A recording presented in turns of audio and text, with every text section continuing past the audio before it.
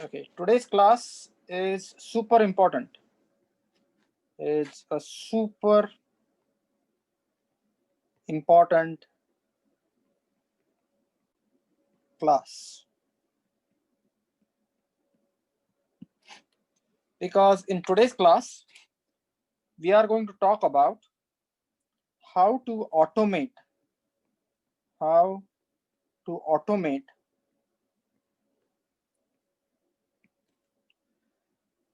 formulating and solving dynamics equations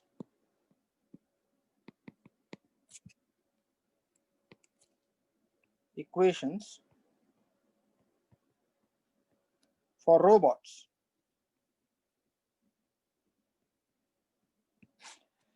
And if you have had some experience in deriving the differential equations of motions for multi-body systems, you will realize that it's not a trivial task.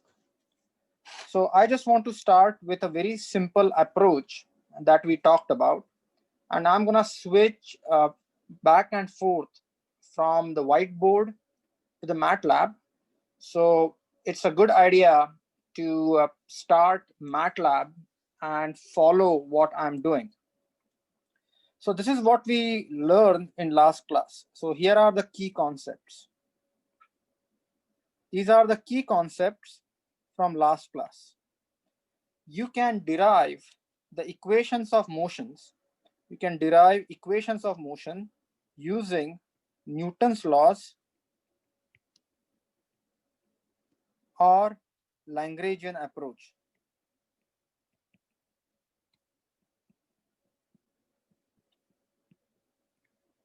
And these two approaches have their distinct advantages and disadvantages. In Newton's law, typically we have to draw the free body diagram. We have to decide on direction of forces, of vectors, and then apply summation of forces is equal to mass times acceleration on each mass. In the case of Lagrangian approach, you find kinetic energy, which is a scalar quantity. You find the potential energy, which is again a scalar quantity. You find something called as Lagrangian, which is nothing but the difference between T minus V, which is kinetic energy minus potential energy. And at the end, we use the equation partial by, d by dt, d by dt, partial L by partial x dot minus partial L by partial x is equal to 0. Now, this is the case when there are no external forces.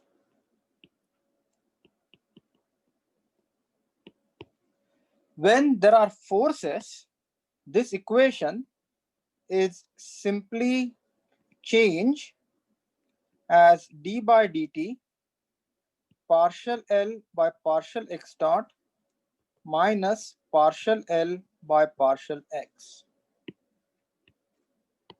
And these forces are called generalized forces. Generalized forces. What do I mean by generalized forces? Consider the problem that we discussed in last class. We looked at a spring mass system. And there was no external force. So there was no external force. If we were to have an external force, something like F cosine omega t, it's a sinusoidally varying external force, then F is going to be F, I will call this F bar cosine omega t. Now, we did not discuss damping. So if this system were to have a damping, which is something like C x dot, then this damping is also included in external forces. So generalized forces are external forces and damping. And in today's class, we are going to look at some examples that we saw earlier, and we will look at how to solve these problems automatically. So which means, please understand all the heavy lifting that needs to be done to derive the equations of motion. Solving the equations of motion is done by Matlab. But then you have to be very careful in how do you supply the equations to the Matlab environment. So I'm going to start directly by taking the same example that we solved in last class. In the last class, we actually derived the equation of motion for a simple pendulum of mass m and length L. We derived the expression two ways. We use Lagrangian approach and we use Newton's approach. But at the end, finally, the equation that we got was of the form theta double dot plus g over L sine theta is equal to 0. This is the equation that we finally obtained after all the manipulations. Now, please note, this is a differential equation. This is a differential equation. And this differential equation is not linear. This equation is a nonlinear equation because sine theta term is nonlinear, which means if your theta is small, if theta is less than equal to 17 degrees, you can rewrite this equation something like g by L theta is equal to 0, as sine theta, it can be approximated to theta for small angles. And now this is the linear approximation. Linear approximation. But this approximation may not be valid when the motion is large. This equation may not be valid when your motion is large.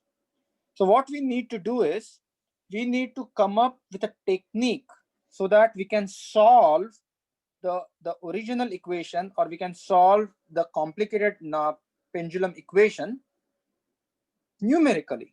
Because clearly nonlinear equations may not have the solutions that we studied in differential equation class. So now the question is, here is the question. Can I formulate differential equation of motion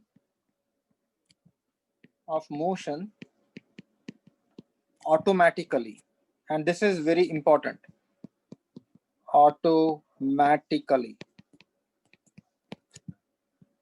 The next question is, can I solve differential equation of motion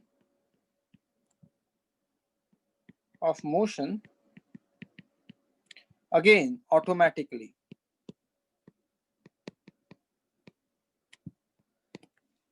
The answer to this question is yes. Matlab has a code generators. So Matlab has code generator that can generate differential equations of motion of motion automatically. Now you say, wow, differential equations of motion automatically, can we solve them? Yes, we can solve them too. So the code generator works on Lagrangian approach. So the code generator uses Lagrangian.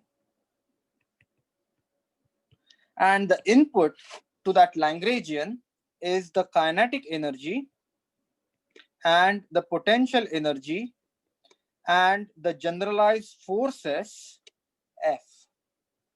So how do we solve? Let me take you to Matlab, but before that, let me reiterate what is the kinetic energy of this simple pendulum. The kinetic energy of the simple pendulum is 1/2 m L square theta dot square. This is the kinetic energy of the pendulum. What is the potential energy? Potential energy is L 1 minus cosine theta times m times m times g. So I just want to tell you the frame of reference, and we derived this in last class. This is my frame of reference. Now, that is what I used in last class, but I want you to look at the alternate frame of reference, which is over here. The alternate frame of reference is over here. So this mass is above the frame of reference or above datum. And this distance is, if you think about it, this is L. This is L cosine theta. So my potential energy is L minus L cosine theta multiplied by m times g. And I will explain this once again here. So this is the pendulum mass. This distance is L. Now pendulum is over here. So what it means is this vertical distance now got changed to L cosine theta. The original distance is L. The vertical distance got changed because of the motion, which is L cosine theta. So the total elevation that is gained by the mass is L minus L cosine theta, which means the potential energy is m times g times h, m times g times h, this is h, is equal to m times g L in the parentheses 1 minus cosine theta. So I'll just write this something like this. That makes easier. So this, everyone clear about kinetic energy and potential energy? Any questions in kinetic energy and potential energy?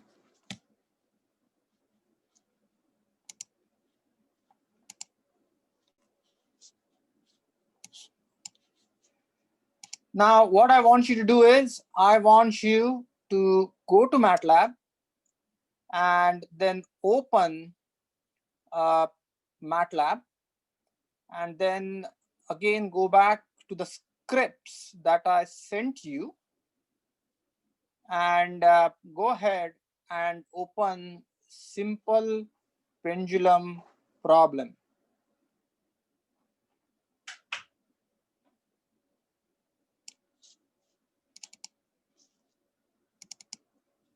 So I want you to open a simple pendulum problem.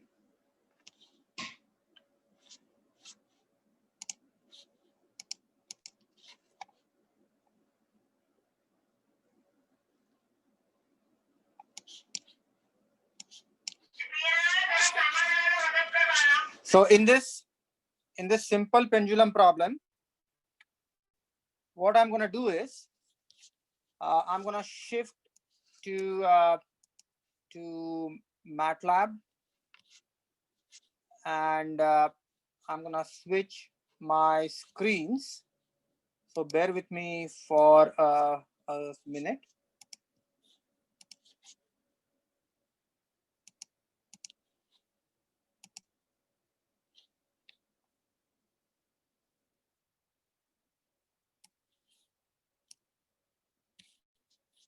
So open up Simple Pendulum.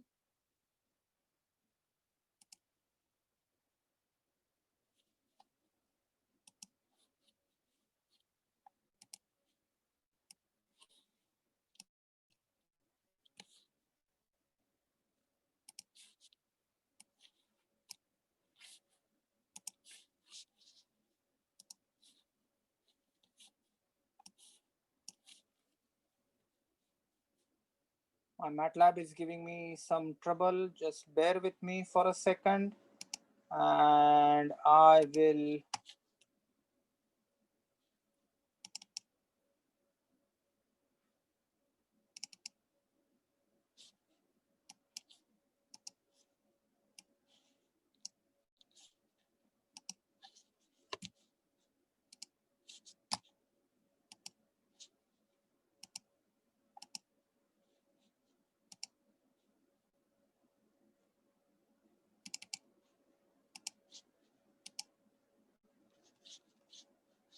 okay. Now I'm going to switch screens.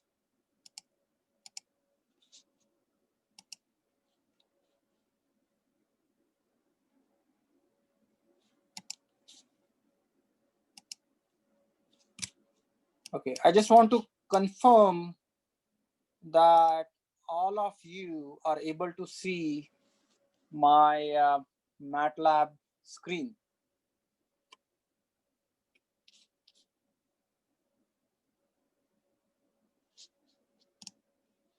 Okay, fantastic. And I want you to go ahead and open up the equation underscore run, this first pendulum. So please go ahead and open that file.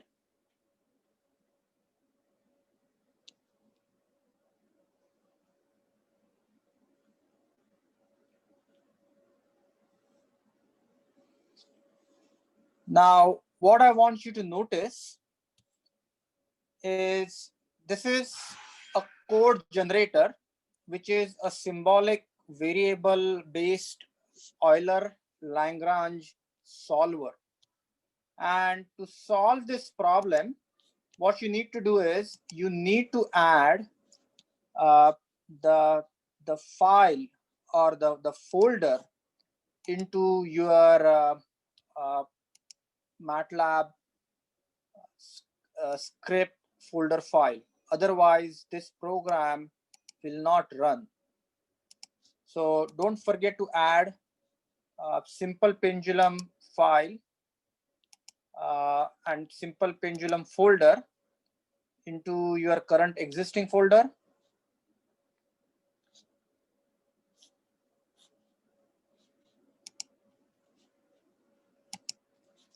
And then just hit run. Just hit run and see if the code runs on your computer.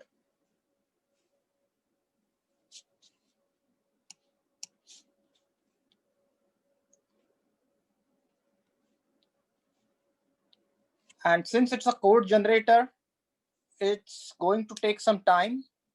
So when you see your Matlab, it may stay busy for some time because it has to go through all the symbolic computations, formulate the equations, and then at the end, it should generate plots. So I just want to make sure that you are able to generate the plots.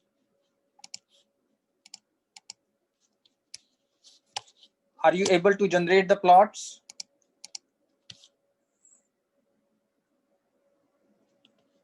Yeah, John, I will answer that question. Okay. Now, what I want you to do is, I want you to open, let's go step by step through this code. It's going to take some time. It's going to take some time.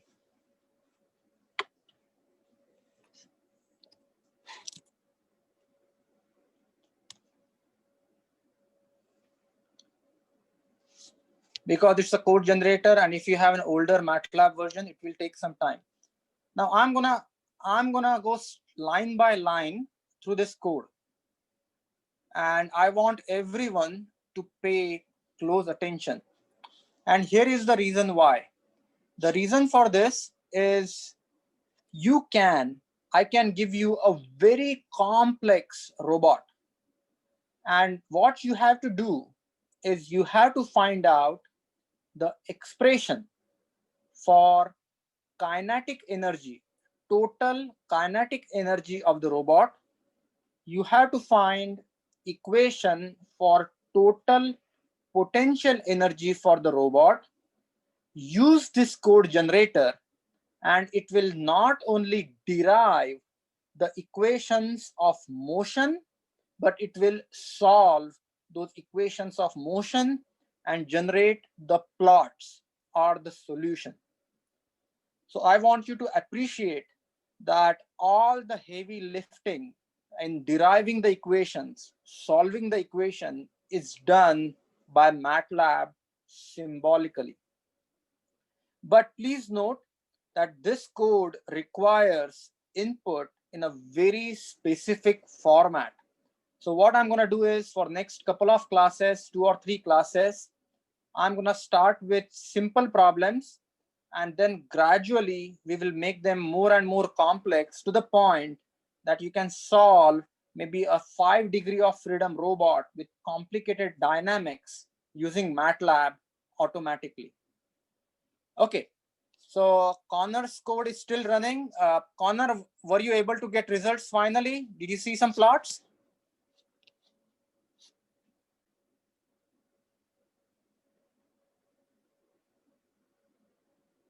I take it as yes, that, okay, cool. Now I want you to go line by line. So what it means is that code generator is working on your computer. So this is the simple pendulum function. Yes, you should see 2 plots. And I don't know if you can see my plots because it's in the separate figure window, but you should see 2 plots. One looks like, top one looks like a cosine, and bottom one looks like a sine. So let's go line by line. First and foremost, our differential equation, and you have to bear with me because I cannot show you the whiteboard and MATLAB at the same time. So Connor, give it some time. Maybe you have a Mac, or you have a slightly older version of MATLAB, or maybe RAM. So it may take some time. It's a code generator, so it's going to take some time on older computers. Okay. So please pay attention to the code. I'm going to explain the code line by line. This is super important. Okay, good. Finally, you got something. First of all, this is the undamped pendulum, which means there is no pendulum. This is the exact same problem we solved or derived the equation in last class. Line number 2. So to solve the pendulum problem, we have 2 variables. One is theta, and second is theta dot. So 2 variables are theta and theta dot. Because this is a single degree of freedom system. If you look at the differential equation of motion, the highest order of derivative is theta double dot. So the 2 variables are theta and theta dot, where theta, th, is angular displacement. So this is displacement, angular displacement, and THD is angular velocity.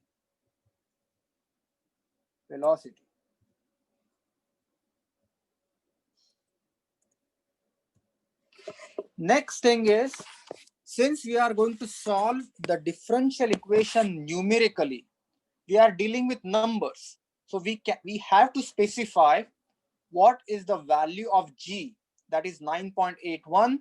What is the value of M, which is the mass in kg. Then what is the length of the pendulum, L.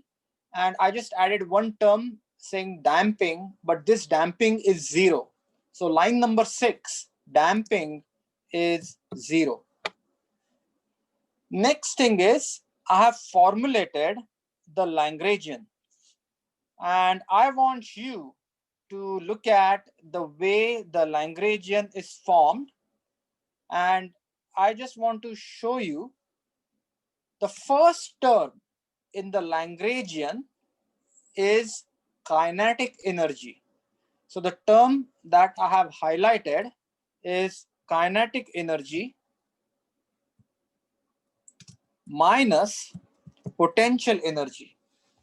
Now I want you to understand, when I wrote the potential energy, my datum was at the top. When I wrote the potential energy, my datum was at the top. That's why my potential energy is negative mgh, and h in that case is L cosine theta. So this is the same expression that we used in last class. This is the exact same expression for Lagrangian that we used in last class. So everybody is with me that line number 8 is nothing but the expression for Lagrangian. Any questions here? Everyone understood that this is the Lagrangian, and that is similar to the expression that we derived in last class. Now, something is super important that you need to keep in mind. Since it's a code generator, the code generator expects the variable to be in certain order. And this order is displacement, velocity. And if you have multiple variables, you will follow the same sequence: first displacement, first velocity, second displacement, and second velocity. And I will discuss two variable problems a little bit later. So the line that I have highlighted here is nothing but the Lagrangian. Now we need to tell code generator what are the states. And the states in this case are theta, th, and thd. So theta and theta dot, angular displacement and angular velocity, are the states in this equation. The next question is, are there any generalized forces? Which means, do you have any forces on the pendulum or torques? The answer to that question is no, we do not have any forces or torques. Now, I want you to be very careful about this. Please note, the initial equation is theta double dot plus GL is equal to sine theta is equal to 0. The right hand side is 1. So dimension of the right hand side is 1. So there is just 1 0 here, because there is only one external force that is possible in this differential equation. Now look at QE and QI. These are the internal and external forces. Since we do not have any internal or external forces, I would just say 0. Then R is the damping coefficient, energy dissipated in damping. But since K value to begin with is 0, this R is going to be 0. So line number 12, R is 0. Then you have option to specify parameters. And I will talk about these parameters in next class, wherein there are some parameters that if you want to change in runtime, you can specify those parameters over here. But right now, for the first problem, no, we do not have any parameters. Next thing is, this is the code generator. So the line 16 that I have highlighted is the code generator. This code generator is written in Matlab. That M file is Euler-Lagrange.m, and you should be able to see that file over here. And I will go through the code generator in just a minute. But how do you use the code generator? So you call function Euler-Lagrange. The first parameter, the first attribute is the Lagrangian. Second are the states. Third one are the internal and external forces, third and fourth. R is the dissipation function. Par are the parameters. M stands for, this code generator is very powerful. It can not only create a Matlab script, but it can also generate a Simulink function, Simulink MDL file. So what I want you to do is I want you to look at this M. Once you have this M parameter or set as M, it will generate the M file. S will generate the Simulink file, and the name of the file is going to be ODE1. So this is the code generator. Input to the code generator is Lagrangian, states, internal forces, external forces, dissipation, energy dissipative elements. Yeah, QI is the internal forces. I made a mistake here. So QI is the internal forces and QE are the external. External and internal. QI are the internal forces, QE are the external forces, and then R is the dissipation, and parameters are something that you can supply to the code if they are changing. M will generate a Matlab script, S will generate a Simulink file, and ODE1 is the name of the file. At this time, what I would like to suggest is something this. Go to the folder that you created. Go to the folder that you created. And please observe that when you ran this code, it generated the ODE1.m file, and it generated ODE1 SLX file. So I want you to run this code, or if you have run this code already, I want you to go to the folder where the code is located,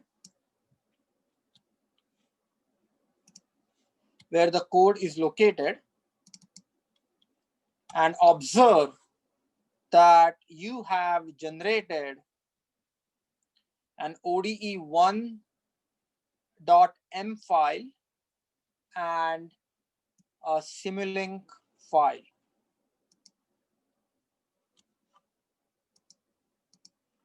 Are you able to see the ODE1.m file and the Simulink file?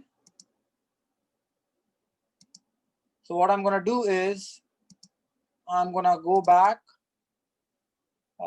to my folder, and you should be able to see ODE1.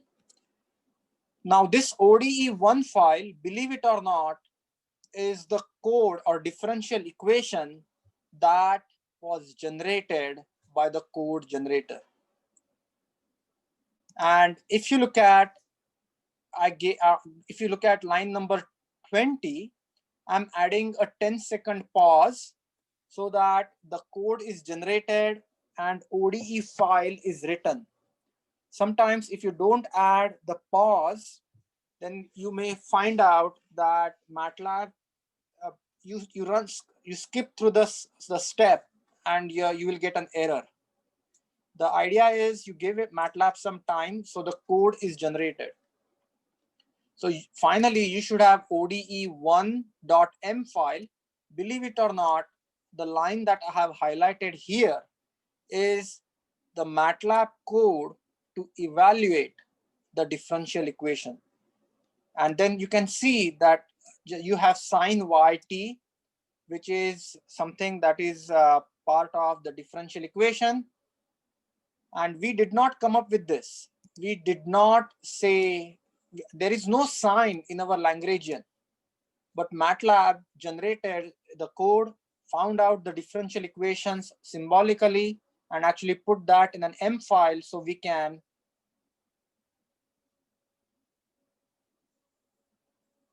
okay. The next thing what I want you to look is open up, and this is very interesting, open up ODE block 1 SLX. Okay, now I'm gonna switch screens, so bear with me because Simulink has opened in a different screen. So I'll show you the plots. These are the plots that you should be seeing. These are the plots that you should be seeing. Now I'm gonna show you the Simulink file. Once you open ODE1_block, you would see a block diagram, and Simulink, as you know because you did the 0th homework, is the graphical programming language. And what I'm going to do is I'm going to show you how to obtain the same result using Simulink. And I want you to look at the Simulink block. This is the Matlab S function that contains the code. This S function has two inputs. One is time. You can see time over here. And you can see Y, which is over here. So now I'm going to just follow my steps. First of all, everyone is able to open ODE1_block. Are you able to open ODE1_block? Okay. Now go to the library browser, click on the library browser. Believe it or not, it gets opened in a different screen. So I'm gonna switch my screen to library browser for a second. Can you see the library browser? This is what should open.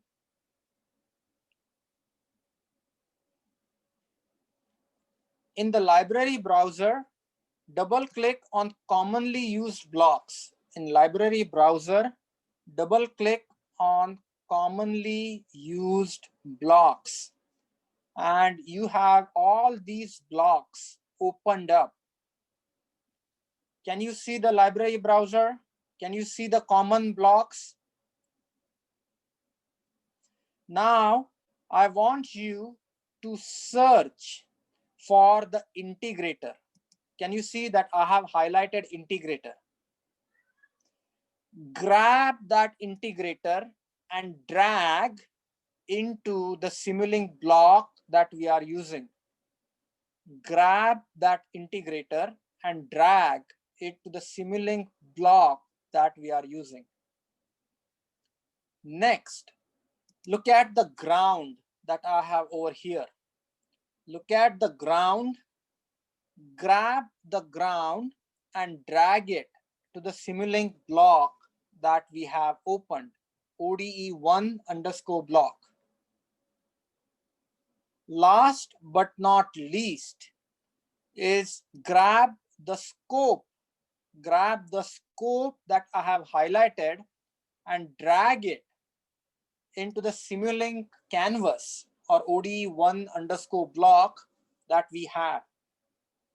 Are you with me so far?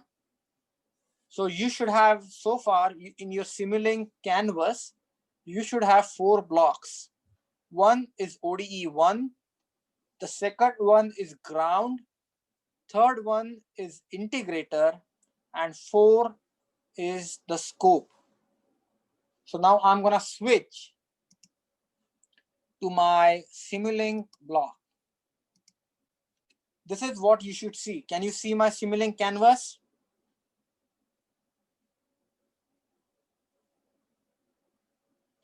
Okay, now the T stands for time. The time should be attached to the simulation time in background. So connect the ground link to time. What this does is ensures that the time input to the function is the solver time. So step 1 is connect the ground to time t. That is step 1. Next step is I want you, this is dy dt. This is the output of the function. This output of the function needs to be integrated. So connect this to the integrator block. And this integration result we would like to see. So connect this integration result to the scope. So now you are able to see the scope. Now we want this integration to continue recursively. So that means you would be feeding the result of the integration. You would be feeding the result of the integration to y. So this is how the numerical integration would work. And at this point, you should have completed this Simulink canvas. Everyone with me so far? Do you have? Now, before you click run, so this is where you run the script. Please note, there is something super important. And for that, I'm gonna switch back to my M file screen. So I'm gonna go back to my M file. Now you should be seeing my Matlab M file. Okay, I want you to notice the line that I have highlighted. Line number 24 is nothing but the initial condition, which means this is the starting displacement, starting angular displacement and starting angular velocity of the pendulum. And this is given in radians. So what you have is, you have the initial angle in radians and initial velocity in radians per second. And that is what is the starting condition. Please note, your differential equation is second order, which means you are gonna need an initial displacement and an initial velocity. So that needs to be specified. Please recognize that initial displacement is 0.1, initial velocity is 0.1. Initial displacement is 0.1, initial velocity is 0.1. Now I'm gonna go back to my Simulink share. So you should be seeing my Simulink share. Somehow we need to incorporate initial velocity and initial displacement in this simulation. And the place to do that is in this integration block. So double click on the integration block and I'm gonna show you my integration block. Just a second. This is what you would see when you look at your integration block. Is everyone able to see my block parameters integrator? In the block parameter integrator, please note there is initial condition. So I need to specify my initial conditions at 0.1 semicolon 0.1. So this is the initial condition. This is the initial condition on angular displacement. This is the initial condition on angular velocity. Then you click OK and the block disappears.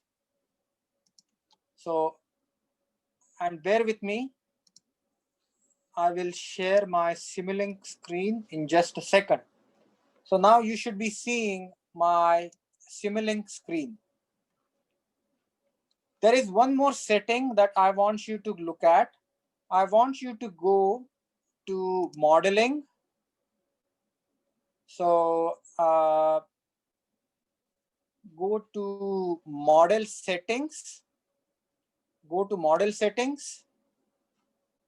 I will share you what you see in my model settings block. So you should be seeing these parameters in model.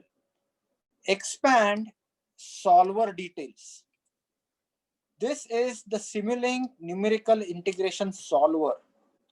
Now I want you to change this maximum step to 0.1 so that you will see smooth plots. So maximum step size in this solver parameters is 0.1. Are you with me so far? Are you able to see the solver parameters? Okay. Then I want you to go back to the Simulink. And the only thing that is left here at this point is to hit run. Can you see this green button that is run? Just press it. And you will see that it will auto save, it will compile, it will go through all those internal routines, and then it will say ready. And when it is ready, I want you to look at this scope block and double click on this scope block. And what I'm going to do is I'm going to open this scope block in my screen. Again, this requires a new screen. And this is the scope block. Can you see that? You should be seeing sinusoidal and waves. And this is the solution of the differential equation that we obtained via Simulink. This is the same solution as Matlab. Please note initial velocity and initial displacement, both of them start at 0.1 because that is the initial condition. And at this point, I want you to take a moment and compare the solutions that we obtained by running Matlab script and the solution that we obtained using the Simulink file. So that is how you will be able to solve the differential equation using Matlab and Simulink. And I will quickly go through the process. So you should be seeing, okay, just a second. Someone raised a hand and I'm gonna unmute Trenton. Trenton, you are unmuted. Yeah, I was just curious because the scoped wave is much smaller than the wave of the other one, the Matlab wave. I was just curious about that. Okay, when in that case, we have to look at the initial conditions and make sure that our initial conditions are correct. And the reason for that is, I just want to tell you, and I don't know if you noticed this or not, but when I'm plotting inside the MATLAB, can you see my MATLAB screen? You should be seeing my M code. Are you able to see my MATLAB screen? Yeah, I see it. Now I'm going to highlight something. Do you see that 180 divided by pi? Mm-hmm. Yeah.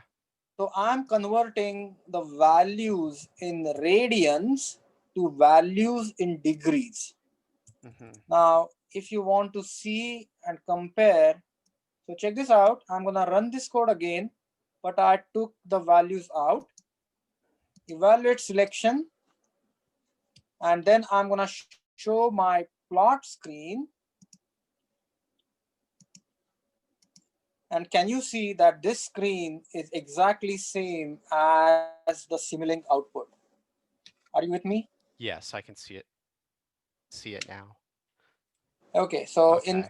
So just get rid of the pi 180 part on both yeah, of them. because I plotted that in degrees instead of Right. radians. So Why is my it? angles are in radians and angular velocity is in radians per second. Everybody understood this? Complete. Now I want to make a small change. So what I want to do is, now both the answers are in radians.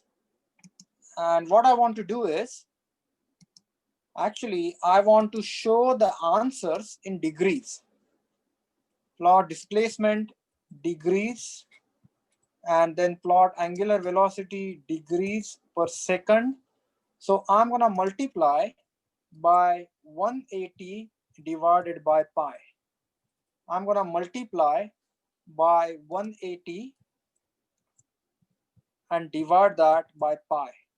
So now when you run this code, your answers are going to be in degrees per second. So you should be seeing the answers in degrees per second. Are you with me so far? Now, I would like to get the exact same result from my Simulink. And how do I do that? So now I will take you to the Simulink screen, new share. I want you to go to Simulink. So you should be seeing my Simulink code right now. So what it simply means that whatever is the output of the integrator, the output of an integrator, this function is displacement and velocity, that needs to be multiplied by 180 divided by pi. How do I do that? For that, I go to simulation. Once again, I click on the simulation, go to library browser. I will share my library browser. So you should be seeing the library browser. And here, inside the commonly used blocks, there is a function called gain. You should be able to see my function called gain. Drag that function and drop it in your Simulink canvas. Drag the gain function and drop it in your Simulink canvas. I will show you my Simulink canvas. So now you will have this floating gain. What I'm going to do is, I'm going to delete this link,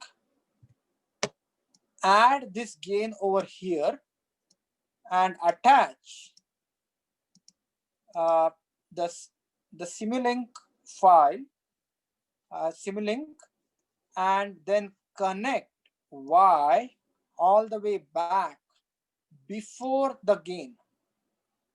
And I will double click this gain And as soon as you double click, it should open the gain window. You should be able to see my block parameter gain, and I would change it to 180 divided by pi. So 180 divided by pi. And as soon as I do that, I go back to Simulink. I have set up the value of gain, which is 180 divided by pi. I run the simulation again.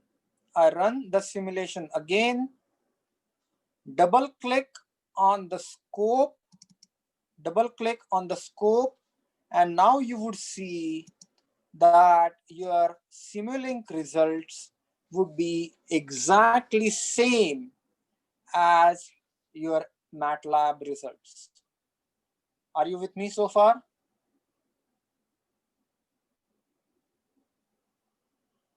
Can you see that your Simulink results are exactly same as the Matlab?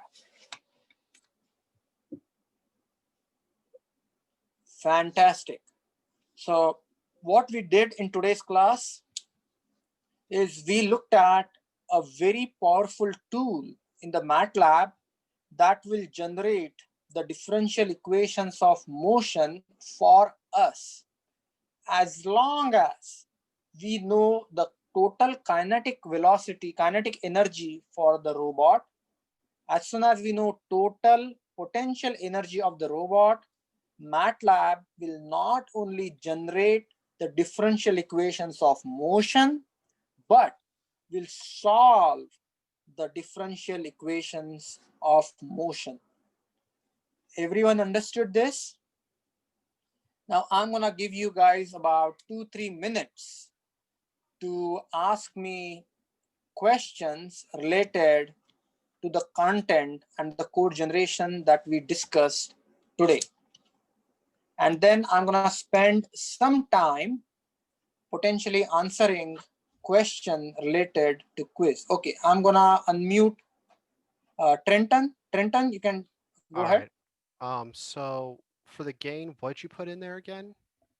180 divided by pi. And how'd you write the pi? Was it just pi? Pi. Pi. It automatically does it. Okay. All right. So the integrator ground, because I am getting a weird curve rather than like a Okay. equation OLED, our function differential equation. Yeah. Let me ask this Borna's question real quick.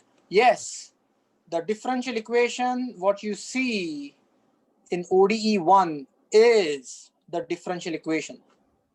Now I'm gonna go back to my Simulink code to answer Trenton's question. So Trenton, I'm gonna open up the gain file. So double click on the gain. Yeah. And then I will share my gain. Okay. Like that. Can you see that I wrote 180? Yeah, I can see it. All right. Element wise times KU. Okay. And then I want to bear with me for a second. I'm going to switch back to my Simulink code. And this is where, if you run, you should be able to see the scope. Oh, okay. I accidentally put this. I put it a little too far ahead. That was it. Okay, got it. Okay, now Run. I want to answer Borna's question one more time. So, as you rightly pointed out, ODE1.m is the MATLAB code that is the differential equation written in MATLAB format. However, I want you to look at ODE1 inside the Simulink block and double click on ODE1. So highlight ODE1 in the Simulink block and double click. And as soon as you do that, what opens? Your function ODE1 gets opened. Are you with me so far? Let me share something with you. So when you do that, can you see that ODE1 gets opened? What it means is your M file is encoded, or M file is part of the Simulink wrapper that is inside the Simulink. So that is the beauty of Matlab. So you have created not only the M file, you have created a Simulink function that can utilize ODE1 file. Now, some of you may ask me, what is the advantage of this? Now, I want you, and this is super important, and I don't think I will have time to teach you all this in this class, but I want you to go to apps. And when you see app, there is something called as the Simscape and Simulink. So basically, you can have a dynamical, you can have a physical robot constructed inside Matlab using Simscape and Sim Dynamics. And you can interface that with your Simulink file, and you will see that your robot will move. So that is the beauty of the Simulink. Now, some of you may say, wow, and I want to take this moment to share something else with you. So any questions on this work that we did today? Today's class is super duper important because we are going to make the Lagrangian progressively complex. So we will include 2 degree of freedom systems, 3 degree of freedom system, then we'll include robots, then we'll include robot with 5 degrees of freedom system, and write Lagrangian that could be a half a page long, and then ask Matlab to do the simulation and all the calculation. You can implement controller algorithm inside the Matlab and you can simulate robots. So at this point, I want to ask everyone, if you have any questions, this is the time.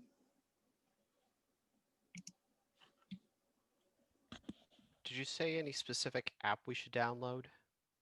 Not now. Not now? Okay. Because I don't want to confuse you. You'll be taking robotics 1 and robotics 2 with me. So hold on your horses. We'll get there step by step.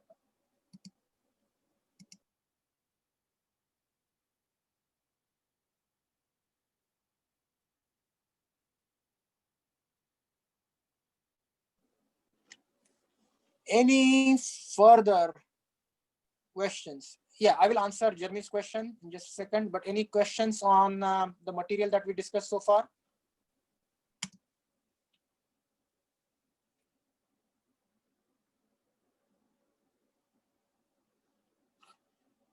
Okay, now I want to show you something else, and hopefully that will get you excited.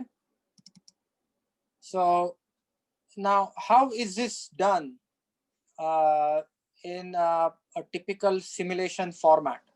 So yeah, more excited. Believe you me, you will be more excited. So what I'm going to do is I'm going to share a screen of the software. Let me see. And the name of that software is Working Model 2D. So you should be seeing Working Model 2D. And now see what I'm doing. I'm going to go to View, Workspace, add grid lines, add rulers, and add XY axis.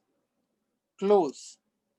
Then I'm going to go grab this circle and place this over here. So grab this circle and place it over here. Then what I'm going to do is I'm going to go and take this rectangle. I'm going to take this rectangle and actually create a small rectangle over here. Now I'm going to add hinges. So this is a Revolute joint. I highlighted on the Revolute joint. I would add a revolute joint between the rod and the mass. So I added a revolute joint. I will add one more revolute joint between the rod and the ground. So I have added a revolute joint. So now observe what happens. So just a second here. So take the revolute joint, add it over here, and then add a revolute joint. This is not Matlab. This is not Matlab. And then what you observe is as soon as I add a revolute joint between the pendulum, let me see. Oops, it's not getting added.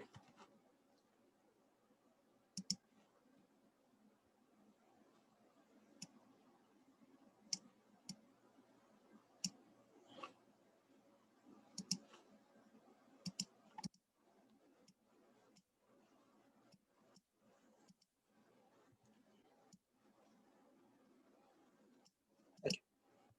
Let me see if there is any other way I can add a circle.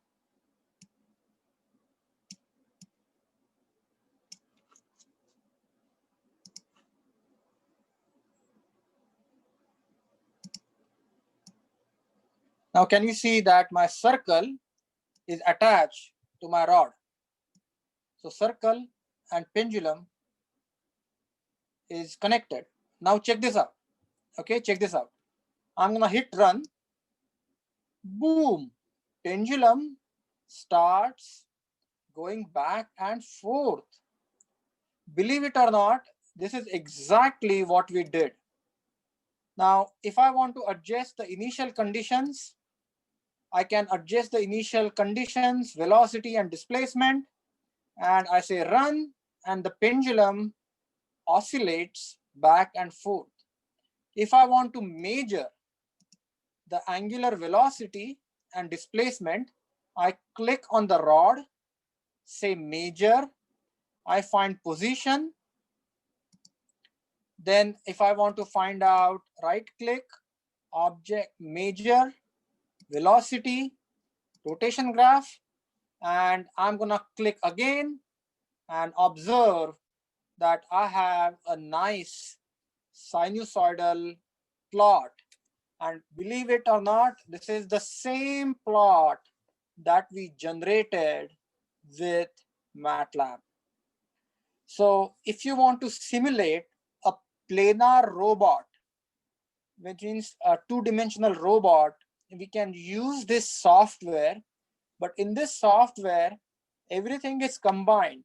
You drag and drop shapes, create parts, and then this will numerically solve and generate the equations of motion, solve the equation of motion.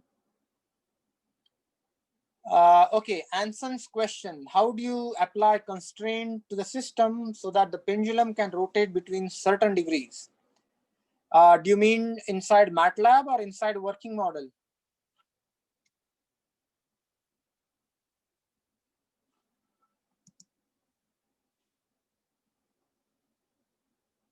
If you want to do that inside Matlab, then what you can do is you will add constraints, if and then if else condition in your M file. So I'm gonna go back to Matlab. So if you want to add constraints, you will add your constraints over here. So this is in this the code that is generated. You will add the constraints on theta, and theta is nothing but your y1. So your theta is actually y1. So y1 is theta.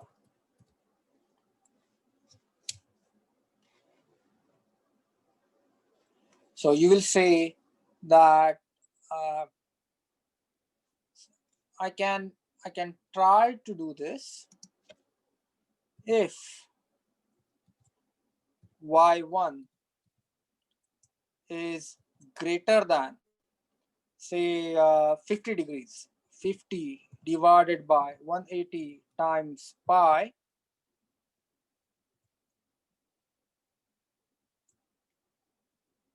y1 is equal to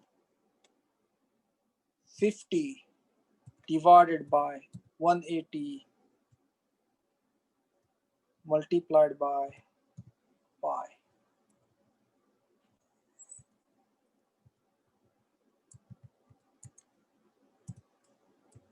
And then since it's an if, you need to add an and. That is how you would add a constraint. So y1, y1 should be capital Y1. Then y1, and that is how you will add a constraint in Matlab. So this tells the pendulum that your theta value has to be less than 50 degrees. If for some reason your theta value is greater than 50 degrees, the code automatically will limit it to 50 degrees. All right, now this is the time I'm going to start sharing the whiteboard, and then I will try to answer some of the questions from the quiz. And okay, so we have some few minutes, and again I will record the entire lesson. So in case if you have other class you need to log off, you are welcome to do so. So this is the time you can ask me questions related to quiz. So yeah, okay, I am going to unmute Trenton. Okay, Trenton, you are unmuted. Oh, yeah, I was just curious about the inverse kinematics. If we can go and just use Matlab to solve it, or do we have to write it down and explain it? Unfortunately, MATLAB is not a silver bullet. Okay. What it means is if you just give your equation inside MATLAB, more often than not, it will not generate any results. And that will give you a false conclusion like, hey, it's not solvable. So what you need to do is you need to formulate the equations by hand in such a way that MATLAB or any other software is able to solve the code. You can use MATLAB to solve the code, but my experience with MATLAB is if you just plug in the forward kinematics equations and ask MATLAB to give you answers, it will not give you correct answers. Okay, I was just curious about that. Okay, now the next question is from Bowen. So the question is, when we do inverse kinematics, do you assume that we know all the distances? Now, okay, I need to answer this question about A1, A2, A3, and A4 are the robot parameters. So the way we have decided the convention is A1, A2, A3, and A4, that is defined by the robot geometry.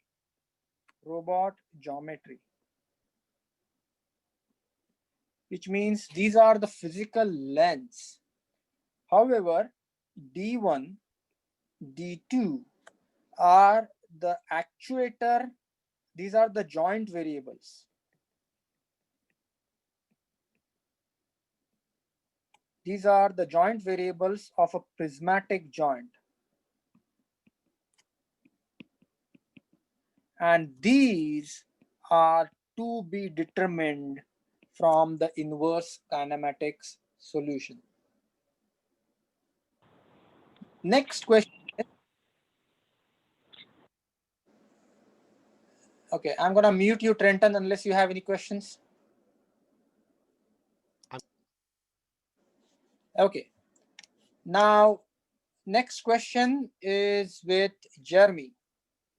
Jeremy's question is, can you translate the rotation joints or does it only work with prismatic joint? You can translate any joint anywhere as long as your frame interpretation is consistent. So my recommendation to you is do not translate, do not move frames more than necessary.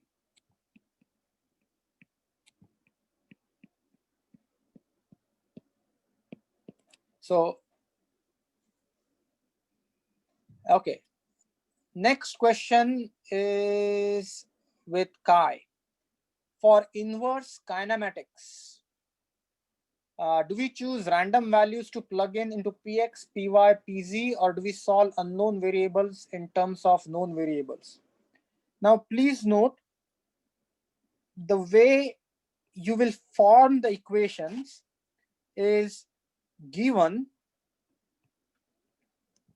px, py, pz, and the orientation matrix, which is the first 3x3 matrix in say 0h6.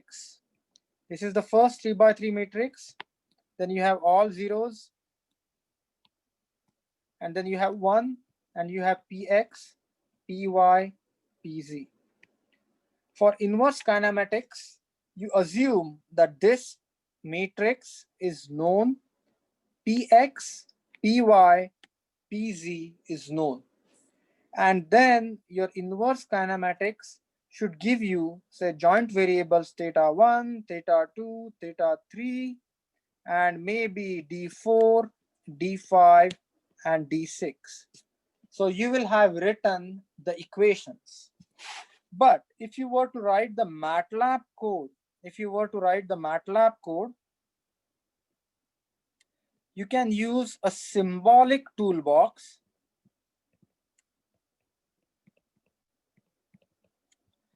that will give you the answers for theta 1 all the way to d6 symbolically, or you can enter the values. So physical values, you can say that I have 0 0.1, 0, minus 0.2, maybe minus so plus 0.2, 0, 0 0.1, 0, 1, 0.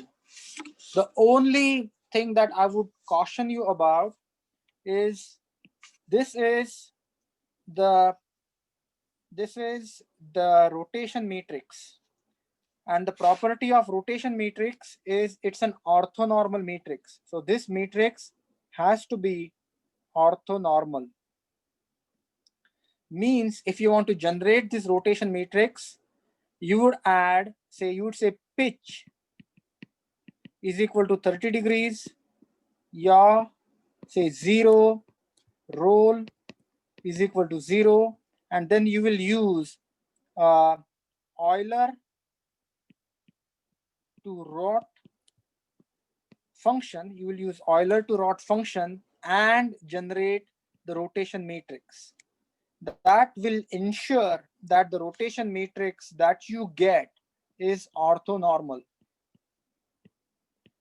So as you can see, the values that I have given over here, they are inappropriate because this matrix is no longer orthonormal. So I would, if you really want to have MATLAB evaluate in numerically, you need to supply rotation matrix that is orthonormal, numerically, and the numerical values, say px, py, and pz numerically. That is how you will be able to get meaningful answers in MATLAB. Next question is Joseph's question. Sometimes the end effector seems to, okay, it's a very good question, and I just want to tell you that since I have worked out so many forward kinematics and inverse kinematics problems, uh, I sometimes tend to relax. I tend to be a little bit more lenient, or lack of better words, sloppy, and don't follow the sign conventions, because I know that it's not going to affect the answer.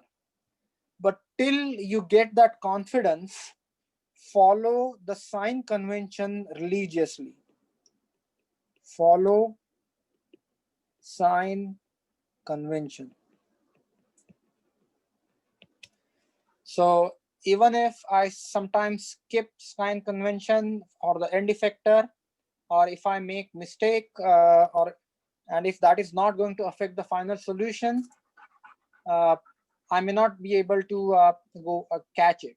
So it's not, but till you get very comfortable, you should use the sign convention, and you should use DH parameter rules.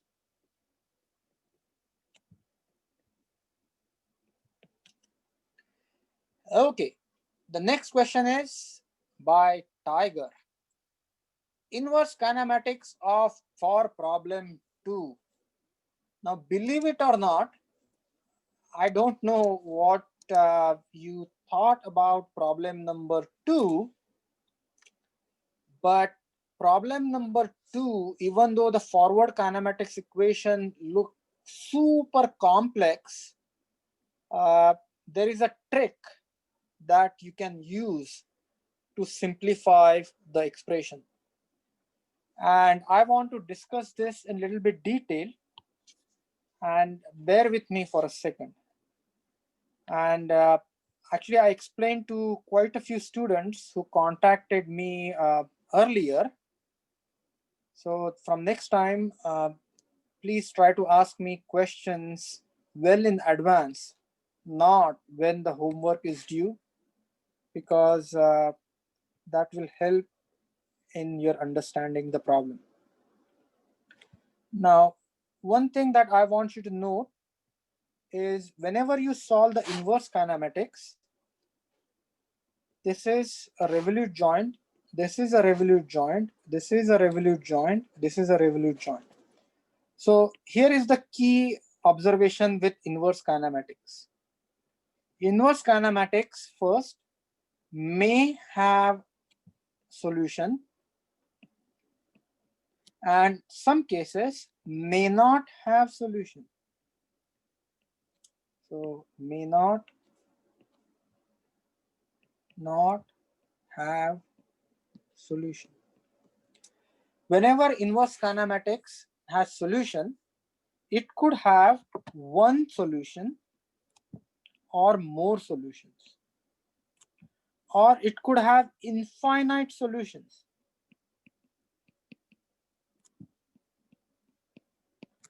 And when something like this happens, you have to look at the physical limitations of the robot to select the right solution or select optimal solution. So whenever you work out an inverse kinematics problem, it's always a good idea to try to have some physical interpretation.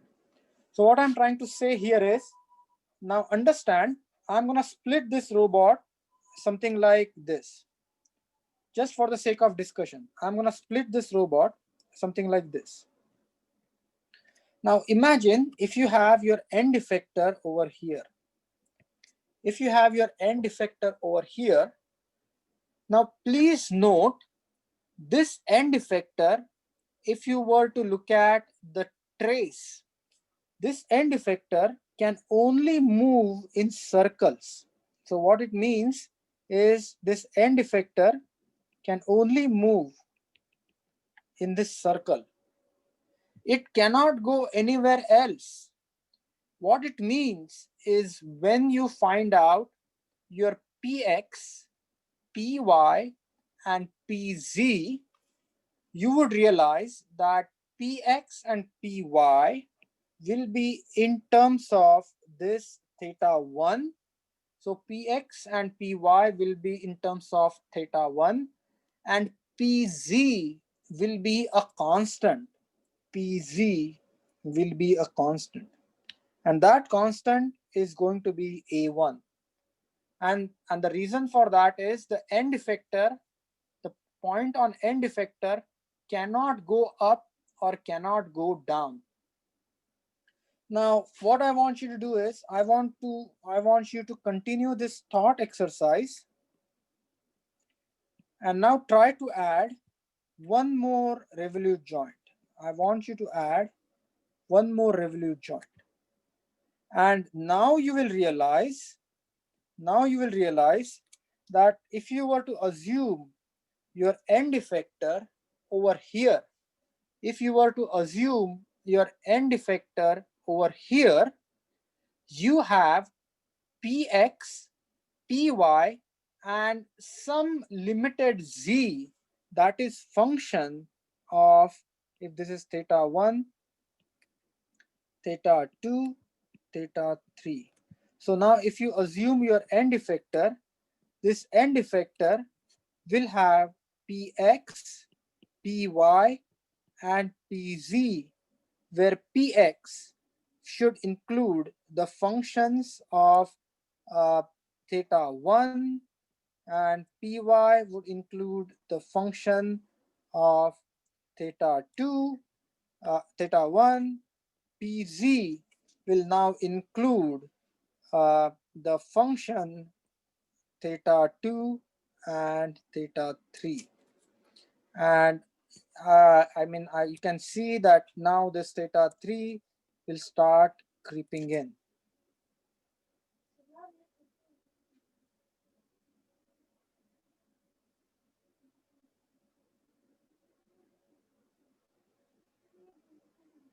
Okay, hold on a second on the quizzes. I usually am against getting too many extensions, but in this particular case, I'm going to give you maybe 2 days extension. So quiz 2 due 10/22, 11:59 p.m.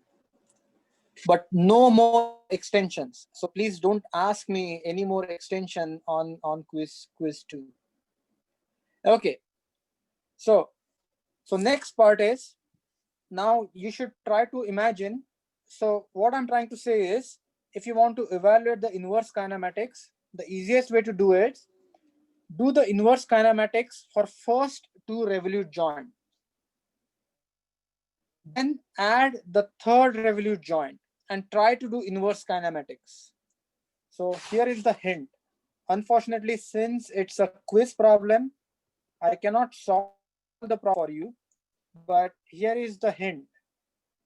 Do IK for joint 1. Then do inverse kinematics for joint 1 and 2. Then do inverse kinematics for joint 1, joint 2, and joint 3. And then finally do the inverse kinematics for joint 1, joint 2, joint 3, and joint 4. And I promise you that once you go through this exercise, so for example, when you try to work out inverse kinematics for joint 1, you will be studying H01. When you do joint kinematics with joint 1 and 2, you will be looking at 2. When you will do for 3, and then you will do for 4. And when you go in the step-by-step fashion to solve the intermediate inverse kinematics, the problem would become very easy, because you can with single joint, you can physically see that px is 0, py is 0, pz is just a1. When you add the second joint, you will see that px is function of now theta 1, py is the function of theta 1, but pz is still remaining a1. Then you can add the third revolute joint, and then you will realize that theta 2 and theta 3 pop up. And then once you add the last and fourth revolute joint, this will tell you something about redundancy.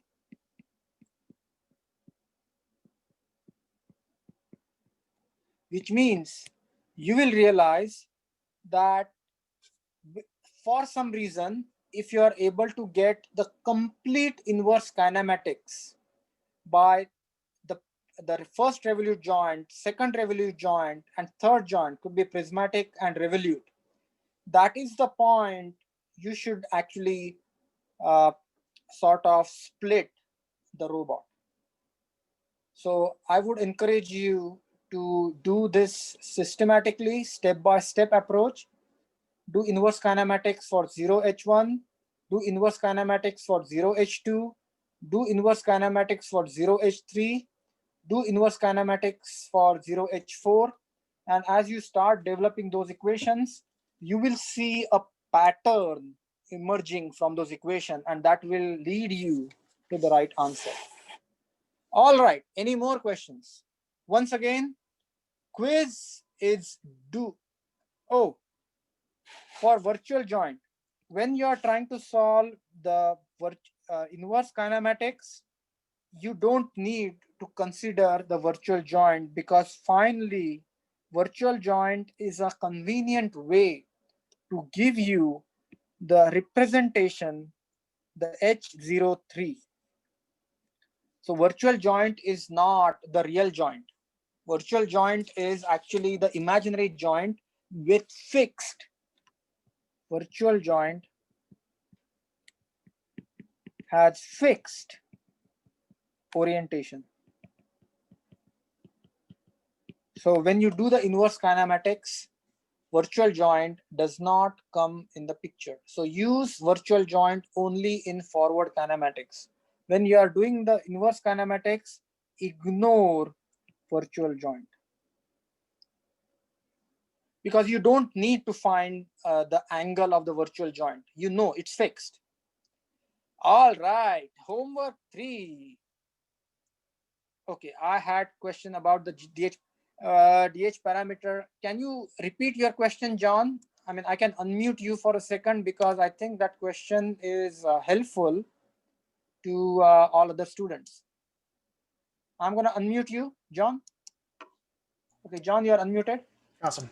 So the question was, when we're working on our DH parameters, if we get to a point where, let's say, I mainly noticed it when I was doing alpha, that when I tried to basically rotate the old frame using the rotation around XN, there was no way for me to line up the Z's. And so I was just curious, is that meaning we can't do DH parameters, or do we put something else in there? So DH parameters, even though it's well accepted technique in robotics textbooks, and typically the only technique that is taught for forward kinematics, has its own limitations.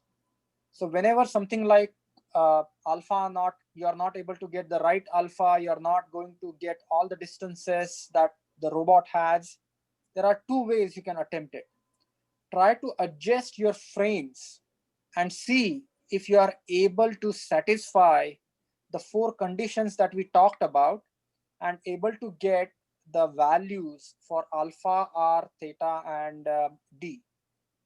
If that is not the case, then you might want to translate or orient the frames such a way that you are able to get those parameters.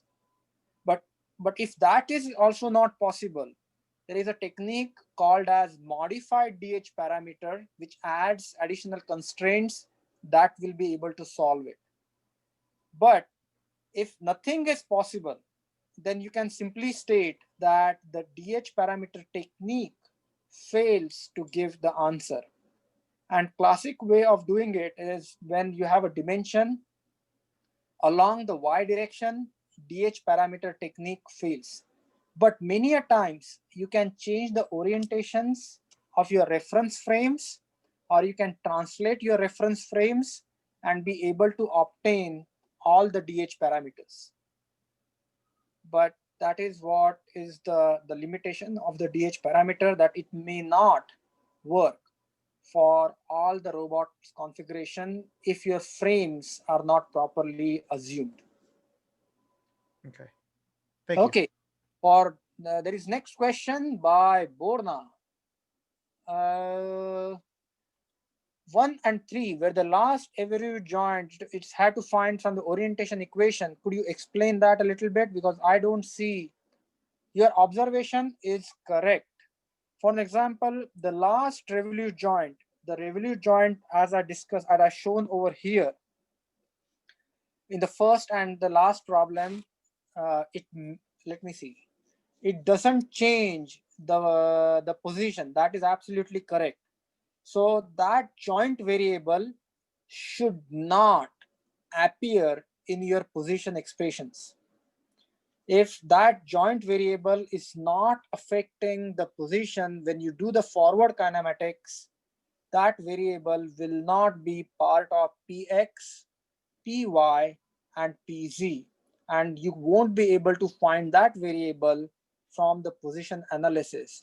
However, you should be able to find the value of that parameter from the rotation matrix, first 3x3 matrix of your final homogeneous transformation.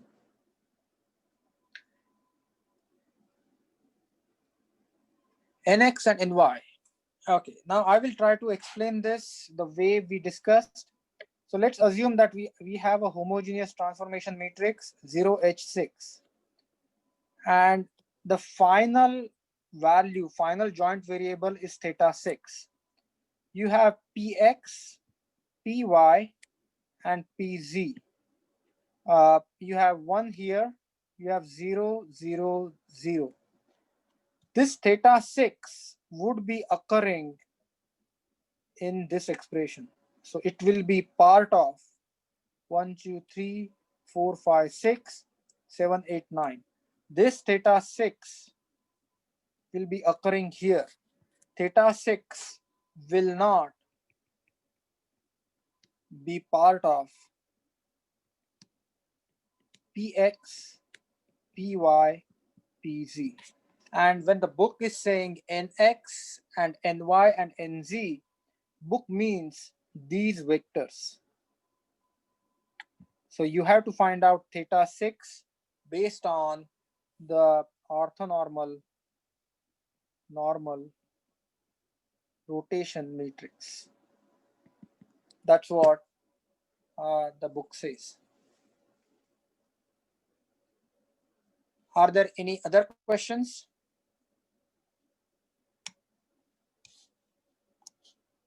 And please note, finding out inverse kinematic solution is finding all the joint variables, whether they are present in Px, Py, Pz, or they are part of the rotation matrix.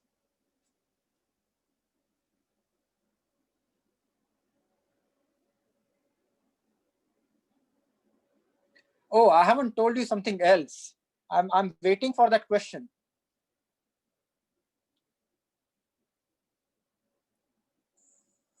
There is something important that I haven't told you. Nobody has any other questions?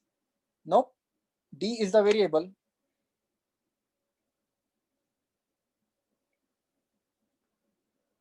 All right, I will tell you the hint for the first problem.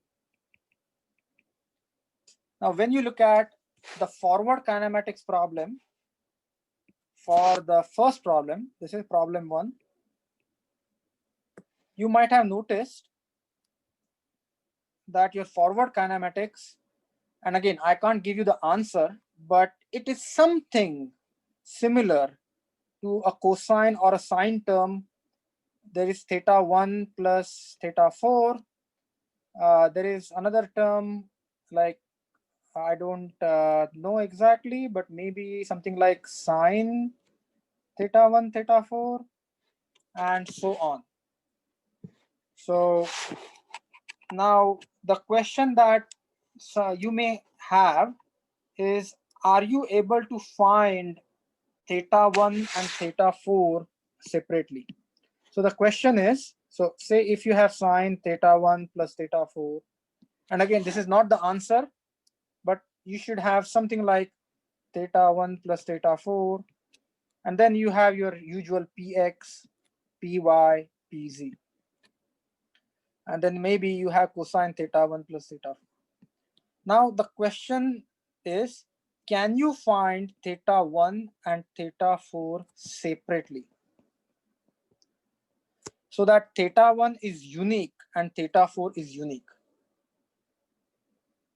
Now, the question here is, as we discussed, inverse kinematics may give you infinite solutions.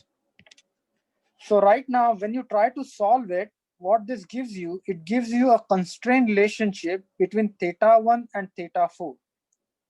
It tells you theta 1 and theta 4 is equal to a certain quantity, but it doesn't tell you what is the actual value of theta 1 and what is the actual value of theta 4. So essentially it tells you like theta 1 plus theta 4 is equal to say 90 degrees. But that doesn't tell me whether theta 1 is 45 degrees and theta 4 is 45 degrees, or theta 1 is d0, theta 4 is 90 degrees, or theta 1 is 90 degrees and theta 4 is 0. And when something like this happens, you are welcome to choose the appropriate angles. So you are welcome to use appropriate angles. So, and again, this may or may not be happening in problem 1. Please note this is quiz, but someone asked me this question, so I just want to clarify. So you are welcome to choose the angles. Like you can use theta 1 is equal to 0, and obviously theta 4 is equal to 90 degrees. So please note, disclaimer, this is not the answer, but an answer to question student asked related to problem 1. So this is not the answer. I don't know if this is right or wrong, but I want you to be aware that inverse kinematics could have infinite solutions, and you can get an equation that gives you a mathematical relationship between multiple angles, and you can choose one angle, another angle is automatically decided.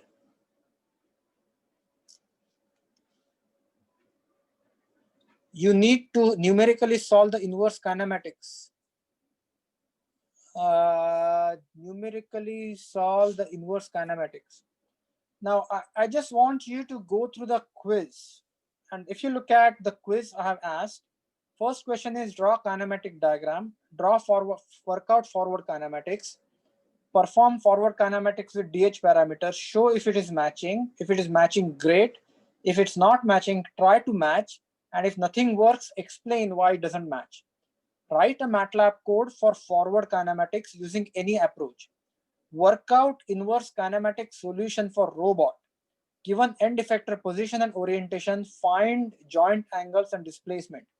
Please note, I'm not asking a Matlab code for a 5th point. You are welcome to use Matlab for 5th point, and many of the students have worked out inverse kinematics using Matlab. You are welcome to use Matlab. It will make your life easy, but it is not required. You can use graphical method that is discussed by Angela Sodeman in her videos, and just for everyone's benefit, I'm gonna give you the link.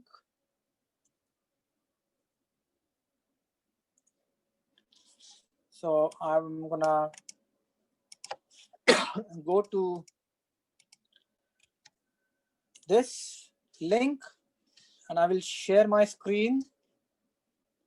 And those are wonderful, wonderful lectures. They are very well developed, but I just want to caution you. That the graphical technique may lead to singularities that are not present. So you should be seeing robogrok.com. And when you go to robotics 1, if you go to home, she has very nice courses, very course completely laid out properly, that talks about dynamic Hartenberg convention, displacement vector, homogeneous transformation.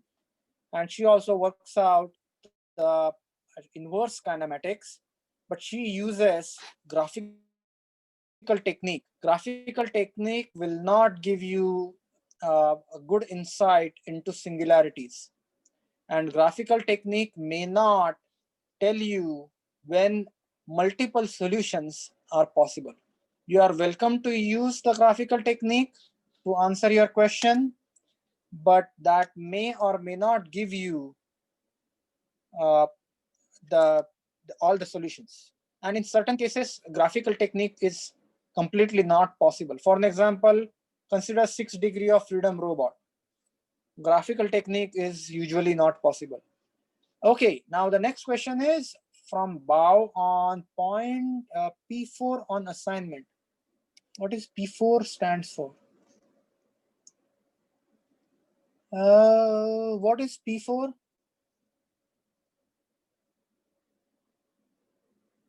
What, I don't know what is P4 on the assignments.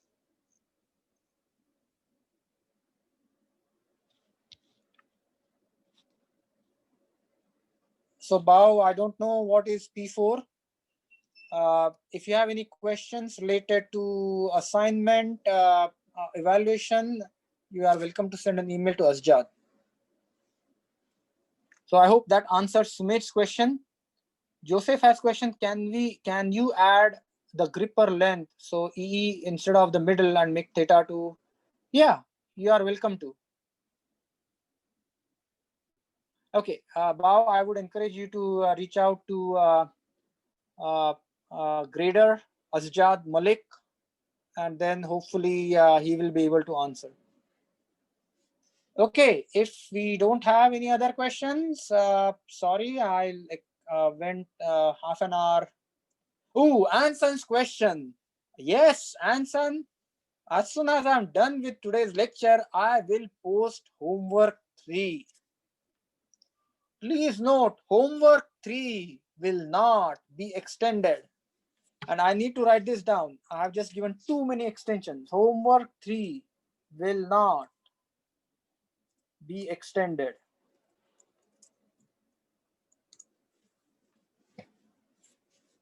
So please don't come back to me that, hey, we did not have enough time. We spent a lot of time on quiz 2, so we don't have enough time on homework 3. So if you don't have any other questions, that's it for today. I would encourage you to take a look at this website, robogrok.com, and it's fantastic.